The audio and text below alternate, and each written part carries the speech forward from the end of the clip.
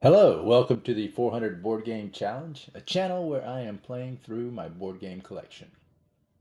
I'm trying to make these videos so that they are under 5 minutes, mainly because my attention span for watching YouTube videos is about 5 minutes. Also, I'm trying to figure out what I'm doing here.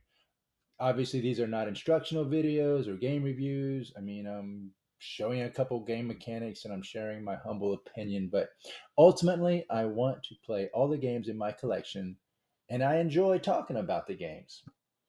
But when someone comes over to my house and they see my shelf of games and they ask me, "Have you played all these games?"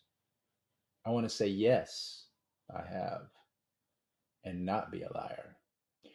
So, in my last episode, I talked about playing three Uwe Rosenberg games: Nusfjord, Glass Road, and Feast for Odin. In Nusfjord, you are a fisherman in the North Sea, and you are bringing home a lot of fish, and you are feeding fish to all the old men in the village. These guys, they are old and they don't go fishing anymore. They live in your house, so they are going to be waiting for you to get back with some fish so you can feed them. Because these guys will give you advice, and you can use them for your own worker placement action. You are also spending fish for boats and some buildings, and sometimes you don't even have room for all the fish that you bring home, and you have to throw these fish back into the sea. This game was a lot of fun, and in the last round, we were all struggling to figure out how to get more points. Once somebody accumulated a big haul of fish, they're going to fill up all the plates that feed the elders. And this is a funny little part of the game where you can just do the math. Each plate has a certain amount of fish that you have to fill, and you get a gold for each plate that you fill. And then you remove all but one of the fish. In order to use the special actions of your elders, you have to use the fish on these plates. An experienced player will build a strategy around the elders that they choose because these are the cards you're going to see in every game.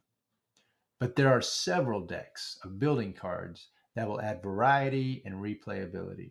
These building cards will manage the distribution of your fish and wood so that you can turn these resources into gold. And the gold you have at the end of the game will be your points. Newsford was pretty quick. We played a three-player game in about an hour. It plays up to five, so I imagine the board would be much more restrictive. The two-player board also looks challenging. Seems like the elders would be a much more strategic part of the game. So I'm definitely going to play Newsford again. So Uwe Rosenberg games are not exactly known for their player interaction, but Glass Road is definitely one that I would say falls in that category. Every player has the same set of 15 cards.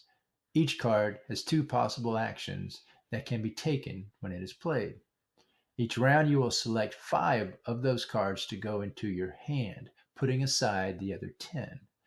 On a turn, everyone plays one of those 5 cards face down.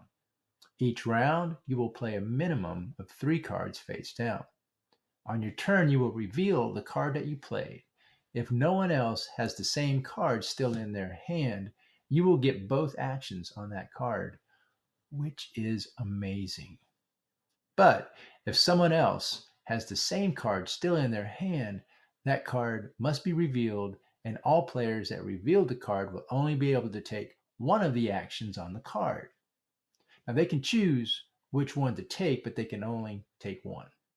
This can be a good thing because if this was not one of your face down cards, it will give you the opportunity to play more cards and you can get one of the resources.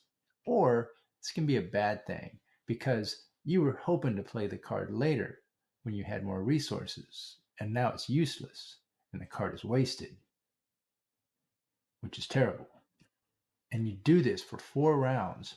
It's so tense. You're trying to guess what your opponents will be playing. You want to make sure that you will benefit the most with your face down cards, and maybe you'll get a few extra resources with the cards that they play, and it makes their actions more inefficient.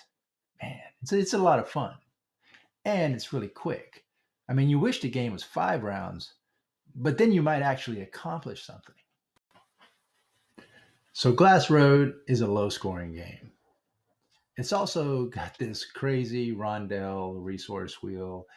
You use it to buy the buildings in the game to score points. And I could try to explain all that, but you should probably try it for yourself. And that's Glass Road.